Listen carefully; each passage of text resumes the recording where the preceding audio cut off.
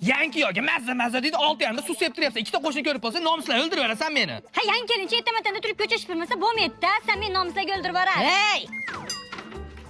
Nima sen yangi olgan kelinimni 6:30da chiqib ko'cha supurtiryapsan? Ha? Kelinim soat 12:00gacha uxlab, keyin chiqib ishlarni qiladi. Tushunarlimi? Aya? Nima aya? Endi dada deya olmayman-da, ancha aya deyapman-da. Seni qara. Bo'l, tushundim. Bo'l, tushundim. Yura qoling. Soat 12:00gacha uxlab, mazza qilib dam oling bo'ptimi, qizim? Menga qara, chigitga nima sho'rvani sho'r qilib qo'yding, do'lab. O'chirib o'qingni.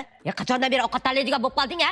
Menga yoqyapti shu sho'r ovqat. Kam tuyuldi menga, qizim. Tuzni ozroq solsiz. Bundan keyin ko'p soling bo'ptimi, qizim? Ha, menga sho'r yoqadi asal, qizim. Mana shunaqa ovqatlarni yaxshi ko'raman.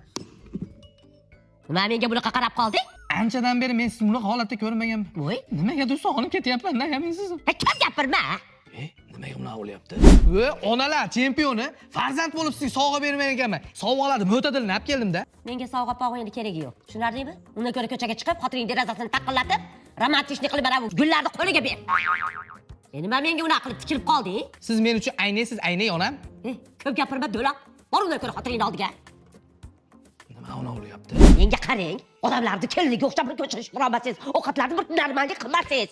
Endi o'ziga kelsa, do'kkillatib yuboring, tasirating. Qanaqa kelinsiz o'zisiz? Deyolmasam qizim. Voy jon bolam, sizni yaxshi ko'raman-da men bolam. Qani tez uyga kirib, mazza qilib uxlang. 12:00da tursangiz ham mayli. Xo'pmi qizim? Xo'p, mayli. Lekin akalar, ko'zimni shag'alda ham yuvib ko'rdim. Bunaqa aynani kreditga ham bermasa kerak, to'g'rimi?